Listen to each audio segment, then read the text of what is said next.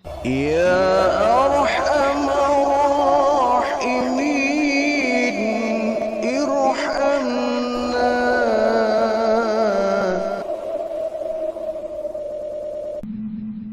Wah, pecinta ta'lim yang semoga selalu mendapatkan limpahan nikmat dari Allah Subhanahu wa taala. Kembali kita akan membahas kitab Nashihul Ibad. Kita akan membahas satu ungkapan dari seorang ulama besar, Abdullah Al-Antaki rahimahullah. Di mana beliau berkata,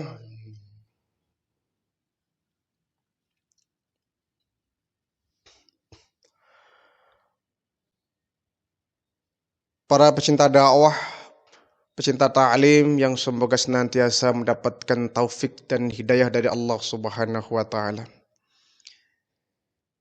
Kembali kita akan membahas satu kitab, yakni Nashihul Ibad. Ada satu ungkapan dari seorang ulama besar, Abdullah Al-Antaki rahimahullah, di mana beliau berkata, khamsun hunna min dawa'il qalbi. Ada 5 perkara yang menjadi obat hati. Ada 5 hal, 5 perkara, 5 amal yang bisa mengobati hati, yang bisa menjadi penawar hati. Nah, ini ungkapan dari seorang Abdullah Al-Antaki ini banyak dijadikan sebagai syair lagu ya, tentang obat hati. Khamsun hunna min dawa'il qalbi, ada 5 perkara yang merupakan penawar hati. Yang pertama, mujalasatus salihin, yaitu bergaul dengan orang-orang saleh. Bergaul dengan orang-orang saleh ini bisa menjadi penawar hati, bisa menjadi obat hati. Kenapa? Ya tentu kalau kita bergaul dengan orang jahat, kita lambat atau cepat akan bisa menjadi jahat. Kalau kita bergaul dengan orang baik, ya kita akan menjadi orang yang baik-baik. Bergaul dengan orang yang berilmu, insya Allah kita akan kecipratan ilmunya. Bergaul dengan orang saleh, insya Allah kita bisa menjadi saleh. Inilah perlunya kehati-hatian kita dalam bergaul. Tidak semua orang yang kita anggap baik bisa membawa kebaikan. Tidak semua lingkungan baik bisa membawa dan melahirkan kebaikan. Kalau kita tidak berhati-hati, kita banyak terjebak. Sebab ada orang yang berbuat jahat, tapi cara menyusupi kejahatan itu secara halus. Secara halus, bahkan tidak kita sadari bahwa kita sudah larut ke dalam perbuatan yang tidak baik itu. Pengaruh pergaulan sangat luar biasa. Orang yang baik dan dia kurang kuat pergaulannya, kurang kuat kepribadiannya, dia akan terbawa dengan lingkungan yang tidak baik. Maka kita perlu menjadi orang yang memiliki jati diri. Kita menjadi diri sendiri tanpa harus kita terbawa oleh bisikan orang lain. Tanpa perlu kita terbawa oleh lingkungan tempat kita tinggal. Kalau kita imannya kuat, akidahnya mantap, kepribadiannya pun tangguh, tinggal di tempat kemaksiatan pun insya Allah kita akan tetap menjadi orang-orang yang baik. Jadi bergaul dengan orang-orang yang soleh ini bisa menjadi penawar hati. Kenapa? Orang-orang yang soleh tentu ucapannya ucapan yang penuh hikmah. Perkataannya perkataan yang penuh dengan mau'izah, penuh dengan nasihat. Ucapan-ucapan yang baik, tutur katanya tutur kata yang baik, sehingga bisa menjadi penawar hati kita, bisa penyejuk batin kita. Kita kalau bergaul dengan para ulama, adem kita. Duduk satu majelis dengan para kiai, damai jiwa kita. Karena mereka adalah orang-orang pilihan Allah. Mereka orang-orang yang diberikan keberkahan oleh Allah. Maka kita pun bisa mendapatkan keberkahan dari mereka. Walaupun kita tentu tidak ada salahnya bergaul dengan penjahat, ya, dengan niat agar orang jahat itu bisa kita tarik, bisa insyaf dan menjadi orang yang baik. Tetapi ini perlu kehati-hatian yang sangat besar. Kenapa? Kalau kita tidak hati-hati, maka kitalah yang akan terseret mereka. Bukan mereka yang akan menyeret kita, yang akan terseret oleh kita. Bukan mereka yang bisa kita seret, tapi kitanya malah justru yang terseret. Orang-orang soleh ini, mereka orang-orang yang dekat dengan Allah. Doanya mustajab. Zikirnya mantap, karena mereka dengan Allah hampir tidak ada jarak. Sehingga harapannya, doanya selalu dikabul oleh Allah Subhanahu wa ta'ala. Jadi kalau kita ingin menjadi orang yang saleh, ya bergaulah dengan orang-orang yang saleh. Kalau kita ingin berilmu, ya bergaul dengan orang yang berilmu.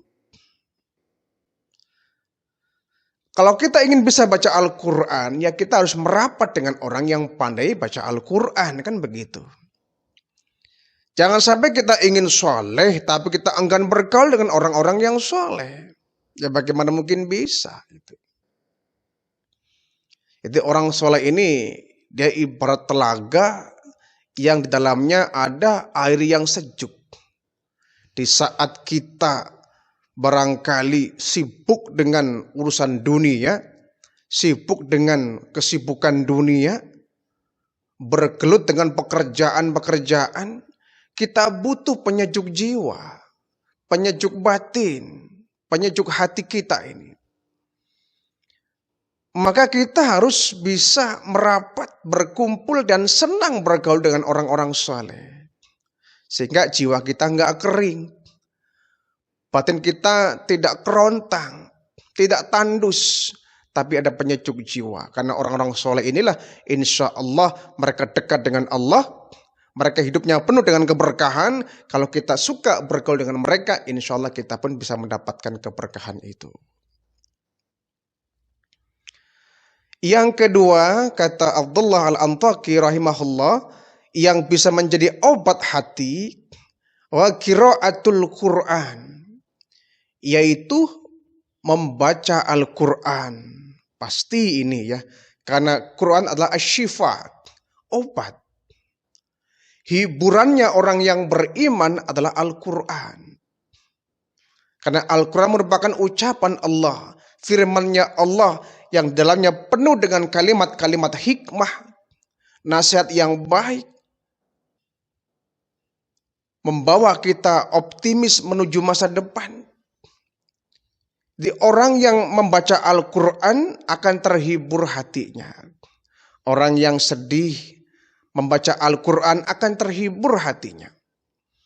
Orang yang sedang bergembira pesta porak dibacakan Al-Quran tidak akan terlena dengan kegembiraan itu. Inilah hebatnya Al-Quran, dibaca di situasi apapun akan nyaman dan enak didengar. Al-Quran dibaca di rumah, nyaman. Al-Quran dibaca di kantor, pantas. Al-Quran dibaca di sekolah oleh anak-anak, enak didengar. Al-Quran dibaca di lapangan bersama-sama, asyik. Bahkan Al-Quran dibaca di kuburan pun saat ziarah kubur tetap enak. Asalkan tempatnya tidak kotor, di situ diperbolehkan membaca Al-Quran. Al-Quran dibaca di pagi hari, sejuk. Al-Quran dibaca di siang hari, enak kedengarannya. Al-Quran dibaca di sore hari, syahdu. Al-Quran dibaca di malam hari, lebih nyaman di batin.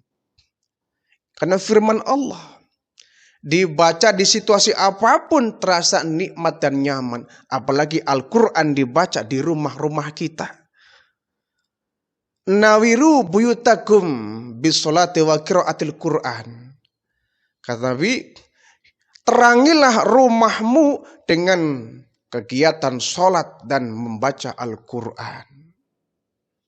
Huwa syifa. Ini akan menjadi sebuah obat batin kita. Jadi kalau kita sedang gundah gulana, ya, jangan kita lari ke tempat-tempat hiburan. Bukan menangkan batin, malah bikin suram hati kita. Gundah gulana, sedang sedih, sedang berduka. Jangan lari ke tempat-tempat yang tidak baik. Larilah ke masjid, ambil Al-Quran, ya. Berwudu, ambil Al-Quran, baca Al-Quran dengan seksama, hayati maknanya, insya Allah akan menjadi syifa, obat hati kita. Yang ketiga, yang menjadi obat hati, wa ikhla'ul batin, sedikit makan atau berpuasa. Berpuasa atau menyedikitkan makan bisa menjadi obat hati.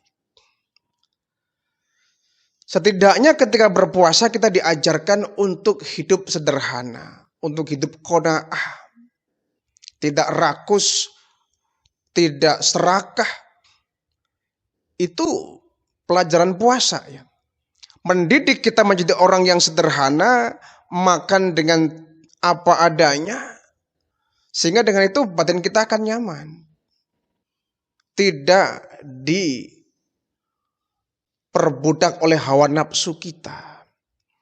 Tapi orang yang tidak berpuasa, dia akan makan seenaknya. Pola makan gak terjaga, menu pun sembarangan. Porsi pun kadang-kadang tidak sesuai dengan yang kita butuhkan. Ini membuat hati gelap.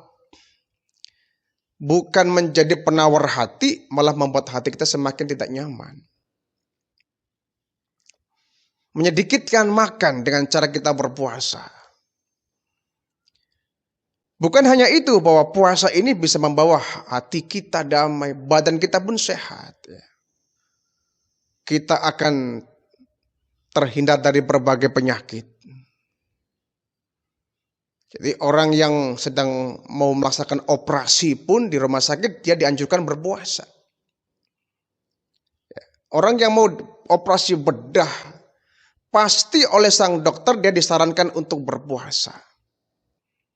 Kenapa? Dengan berpuasa kita akan stabil badannya, insya Allah rangkaian operasinya akan bisa berjalan dengan lancar. Jadi berpuasa atau sedikit makan bisa menyebabkan hati kita menjadi tenang. Itu obat hati. Kenapa? Puasa sekali lagi mendidik kita untuk menjadi orang qanaah. Orang yang merasa cukup. Orang yang qanaah hatinya tentram. Orang yang qanaah jiwanya, batinnya damai. Tidak diperbudak oleh sifat rakus dan serakah. Sementara sifat rakus dan serakah ini yang menyebabkan hati ini semakin gundah gulana. Rakus dan serakah sifat yang membuat hati kita susah untuk bersyukur dan merasakan rahmat dari Allah. Tapi kalau kita qanaah, insya Allah batin kita akan tenang. Yang keempat, kata Abdullah Al-Antaki bahwa yang menjadi obat hati qiyamul lail, yaitu bangun malam. Qiyam itu bangun, lail itu malam. Maksudnya bukan bangun malam kemudian kita nonton TV. Bangun malam kita buka handphone, ya. Bukan. Bangun malam di sini adalah melaksanakan tahajud. Melaksanakan qiyamul lail, ya. Bertahajud. Dan tahajud ini bisa menyejukkan batin kita, bisa mendatangkan obat batin. Ketika orang sedang dililit oleh berbagai macam permasalahan hidup, di siang hari dia dihantam dengan berbagai macam problematika, sibuk ngurusin segala macam urusan dunia. Tengah malam kita bangun, tahajud di depan Allah, sujud, tadarru. Insya Allah itu bisa menyejukkan batin kita. Kita ngadu kepada Allah. Kita curhatlah, kata anak muda sekarang. Curhat kepada Allah. Karena yang memberikan permasalahan hidup manusia adalah Allah. Yang memberikan beban hidup kita adalah Allah. Maka minta diringankannya kepada Allah. Minta keringanan. Ya Allah, ringankan beban hidup saya. Ya Allah, ringankan segala masalah yang saya hadapi. Tengah malam bangun, ya, tahajud. Di saat yang lain tidur, yang lain sedang terbaring dalam mimpinya, kita melepaskan diri dari pembaringan, kita mengambil air wudhu, tengah malam hening suasana, kita tahajud, disitulah obat hati luar biasa. Dan ini tidak mudah dilakukan. Hanya orang-orang yang mendapatkan kebaikan dari Allah lah yang dia tergerak hatinya untuk melaksanakan ibadah qiyamul lail. Hanya orang yang mendapatkan hidayah dari Allah lah yang dia mau tergerak hatinya untuk melaksanakan qiyamul lail. Kalau bukan karena rahmat dan hidayah dari Allah, sulit orang ketika tidur bangun bertahajud. Yang ada adalah kita lampiaskan hawa nafsu kita. Siang kita capek, sibuk, malam kita habiskan total waktu untuk tidur. Bangun-bangun sudah subuh. Tahajudnya kemana?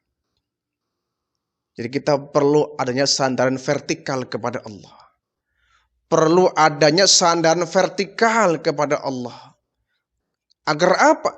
Ketika kita menghadapi satu permasalahan yang pelik, yang sangat berat, yang rumit, Allah pun memberikan solusi. Jadi qiyamul lail, mendirikan sholat malam, ya tidak harus tengah malam ya. Waktu yang terbaik adalah sepertiga malam yang akhir. Itu waktu yang paling qabul untuk berdoa. Ya. Sepertiga malam yang terakhir itu adalah menjelang tibanya waktu subuh. Ya. Kalau jam 12 malam ini sepertiga malam yang kedua ya. Terlalu malam. Yang kira-kira mendekati subuh ya. Sepertiga malam yang akhir. Kalau subuhnya jam 4:30, ya, 3:30 kita bangun. 1 jam sebelum subuh kita manfaatkan untuk berqiyamul lail. Insya Allah itu akan menjadi penyejuk dan obat hati kita. Yang kelima, yang menjadi obat dan penawar hati kita adalah tadarru'u inda subahi.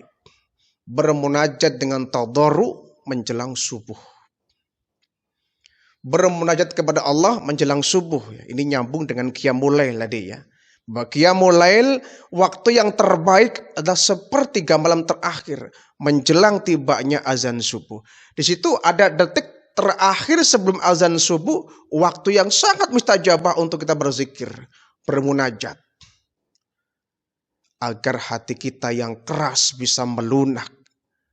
Agar hati kita yang gundah gulana penuh dengan masalah bisa menemukan solusi dan penyejuk batin.